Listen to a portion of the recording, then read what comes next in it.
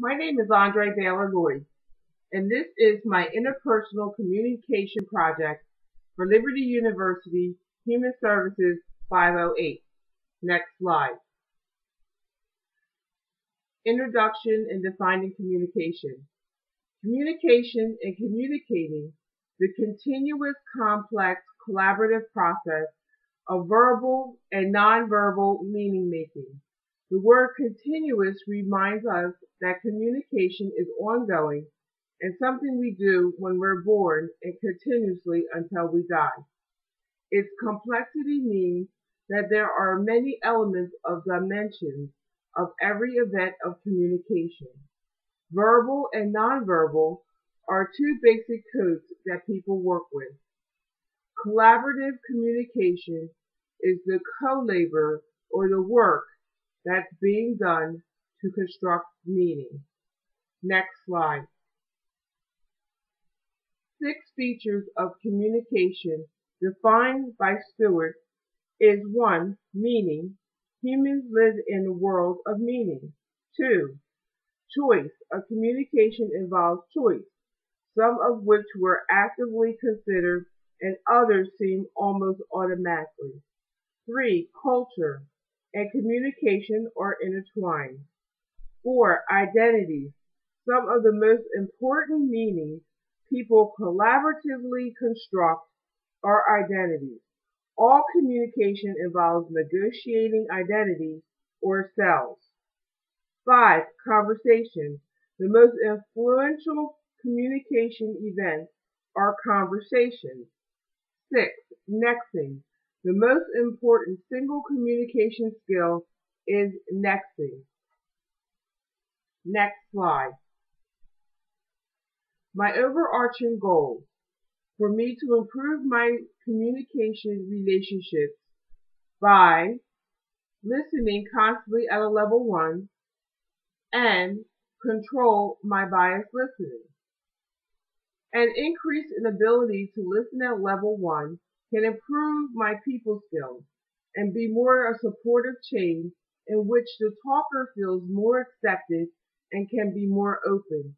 Forming negative thoughts can be held subconsciously in my head and distort the message, therefore contributing to biased listening. Next slide. Enlarging my conversation.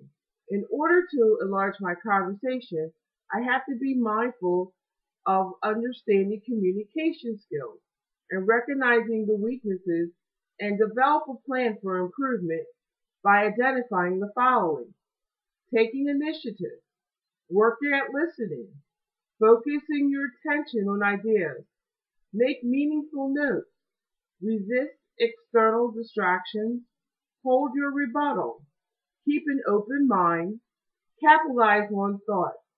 B. Practice regularly, analyze what is being said non-verbally, and evaluate and be critical of content. Next slide. By background, behavioral bend. As I complete my personality profile by Uniquely You, the profile identified my behavioral blend expected of me as a CIS and me as a CIS. Others seem to see a perfect people person. I love crowds and individuals. I tend to be just as comfortable speaking or entertaining large and small groups. I sometimes let my shy side hinder my ability to impress, and I may become nervous in front of a large group. Once I get over my initial fear, I can wow an audience with my influential and introduction presentation. Others see me as a crowd pleaser, a loyal friend. I can be more assertive and demanding, but more cautious and analytical. Next slide. I tend to respond best to those who are people orientated. I'm comfortable with crowds as well as individual settings. I think people expect me to look good publicly, but blend in with the crowd as a humble servant. I respond best to those who enjoy my company and like my encouragement. I prefer a healthy environment rather than an antagonistic one. I don't like to fight and go out my way to avoid conflict. I think people expect me to referee disagreements because I tend to be kinder and more level-headed. I resist pressure by being nicer than others, but I can get real upset when people threaten my security. I am very protective, especially of my family. Next slide. Let's see what you want. Potential bearers. Perception, reception, hearing what you want to hear, biased listening, green flag words, emotion or listening, styles of listening, physical bearers, external distractions. Next slide. It is critical to understand and be aware of potential sources of communication barriers and consistently avoid these barriers by making a conscious effort to make sure there is a minimal loss of meaning in my communication. Effective communication involves much more than use of language between a speaker or a writer and a receiver. In addition, people tend to make unspoken assumptions about perceptions, opinions, background knowledge, and other factors of the recipient that may not be accurate when communication occurs. Next slide. Noise pollution. Before the message reaches the receiver, however, it must pass through an invisible noise curtain or filter that may cause distortion.